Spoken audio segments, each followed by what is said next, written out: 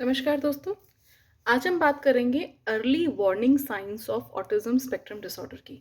आप 1 साल या 1.5 साल के बच्चे में ये कैसे समझ सकते हैं कि क्या आपके बच्चे को स्पेक्ट्रम हो सकता है? क्योंकि नॉर्मली जब स्पेक्ट्रम आता है, हमें समझ आता है कि हमारे बच्चे को ऑटिज्म या कुछ रिलेटेड स्पेक्ट्रम डिसऑर्डर है। वो तो हमारा बच्चा 2 साल की उम्र के आसपास होता है। अब हम ये सोचते हैं कि सिर्फ स्क्रीन के कारण ही ये प्रॉब्लम आया है या हमने बच्चे पे ध्यान नहीं दिया। कुछ पेरेंट्स कहते हैं कि हमें हमारे बच्चे को से बात करना नहीं आता था, हम अकेले थे, father is always on busy with work, मम्मा घर पे हैं, हाउस होल्ड के साथ हैं, वर्किंग भी हैं, नॉन वर्किंग भी हैं, मतलब जॉब वाली भी हैं और घर के काम तो देखना ही देखना है। तो मदर्स नहीं समझ पाएँ कि बच्चों को एंगेज कैसे किया जाता है। तो मदर्स ने बच्चे पे ध्यान नहीं दिया, इधर मेड के सहारे छोड़ा या ग्रैंड पेरेंट्स के साथ छोड़ा या उनको मोबाइल के सहारे छोड़ा। But still there are some features, अगर आप उसको फॉलो करेंगे तो आपको समझ आएगा कि आपके बच्चे में स्पेक्ट्रम पहले से था।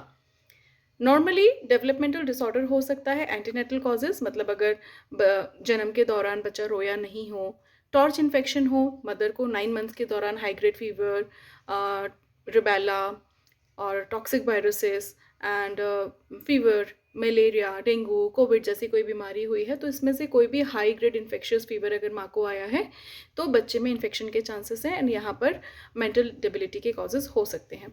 ड्यूरिंग डिलीवरी बच्चा रोया नहीं है, देर से रोया, डिलीवरी के दौरान बाद पहले पॉटी कर लिया हो, उसको सक कर लिया हो, मिकोनियम एस्पिरेशन जिसको हम कहते हैं कि बच्चे ने पॉटी खा ली थी, डिलीवरी के दौरान गंदा हो गया था, फॉर्सेप्स डिलीवरी हो, बच्चा गिर गया हो, उसको ट्रॉमा आ गया हो, ये एक कॉज हो सकता है कि वहाँ पर कोई केसेस बने हो। 6 महीने के आसपास बच्चे को अगर सर्दी ज़ुकाम ज़्यादा हुआ हो जो पांडास इन्फेक्शन में होता है, या कोई high grade respiratory tract disorder हो जैसे स्ट्रेप्टोकॉकल इन्फेक्शन होता है, या फिर लंबे समय तक डिहाइड्रेशन हो, 2 हफ्ते से ज़्यादा डिहाइड्रेशन रहा हो, वहाँ पर ग्लूटेन या लैक्टोज इंटॉलरेंस का केस आया हो, यहाँ भी मेंटल डिबिलिटी के चांसेस हो सकते हैं। तो ये हम बात कर रहे हैं उन बीमारियों की या उन परेशानियों की जो कि एक कारण बन सकते हैं बच्चे के स्पेक्ट्रम को आने में।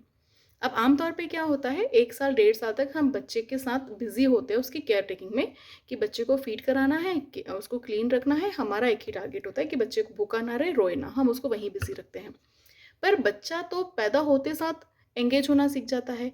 आवाज़ पर पलट कर देखना, रिस्पॉन्स करना, पर्टिकुलर साउंड्स के लिए खिलखिला के हंसना, पर्टिकुलर तरह की चीज़ों के लिए आकर्षित होना, हमें ये चीज़ें समझ आती हैं। तो अगर आपका बच्चा लेटे हुए भी फिंगर प्ले करता है, अपनी उंगलियों से ज़्यादा खेलता है, बार बार उंगलियों को पास में लाकर दूर करता है, पंखे को देख के ज़्यादा खुश होता है, घूमती हुई चीज़ों के प्रति आकर्षित होता है, लाइट्स ऑन ऑफ करने में हर बच्चा खुश होता है, पर वो बार बार सिर्फ उसी के प्रति जिद करता है, एक ही तरह के टॉयज़ या खिलौने के प्रति आकर्षित होता है और उनको एक ही तरीके से खेलना चाहता है। जैसे आपने सपोज़ सर्कल ब्लॉक्स ला के दिए, स्क्वायर ब्लॉक्स ला के दिए, स्क्वायर ब्लॉक्स बिल्डिंग बनाते हैं और सर्कल ब्लॉक्स जो हैं वो फ्लावर्स या कोई पैटर्न अलग बनाते हैं। पर आपका बच्चा उन दोनों अलग-अलग तरह के ब्लॉक्स के गेम को वैसे तो आमतौर पे क्या होता है, पेरेंट्स छोड़ देते हैं कि भाई तुम खुद खेलो। तो यहाँ पर पेरेंट्स को बैठ के सिखाना चाहिए, बट अगर आपने नहीं भी सिखाया है और सिखाने के बाद भी अगर बच्चा उनको एक ही ऑर्डर में लगाने की कोशिश करता है, कार को पलट के उसके पहिए के साथ खेलता है, ये सारी चीज़ें अगर वो करता है तो देयर आर चांसेस कि बच्चे को बचपन से स्पेक्ट्रम था, आपने नहीं समझा। अब बच्चे को माइल्ड स्पेक्ट्रम बचपन से समझ आ रहा है ये सारे फीचर्स के कारण, या फिर कोई डेवलपमेंटल इशू हो, माँ की तबीयत खराब हुई हो या बच्चे की डिलीवरी के दौरान कोई इशू हुआ हो, ठीक है?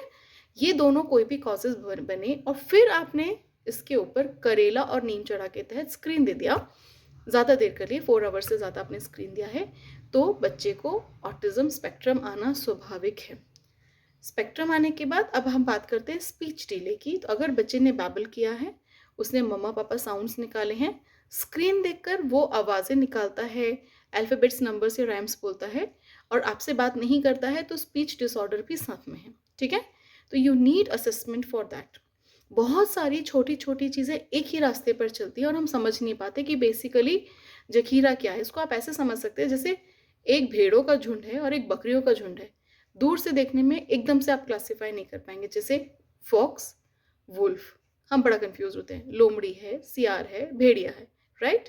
तो भ या कुत्ता है। ये छोटी-छोटी सी चीज़ें हैं जिसके बीच में हमें क्लासिफाई करना बड़ा मुश्किल होता है। जब हम पास से जाकर असेसमेंट करते हैं तब हमें समझ आता है कि this is a dog, this is a wolf, this is भेड़िया है, व्हाटएवर, राइट? तो हमें यहाँ पर बहुत छोटी-छोटी सी सीमाएँ हैं, रेखाएँ हैं जिसके तहत हमें समझ सकते हैं। तो you need assessment for your child.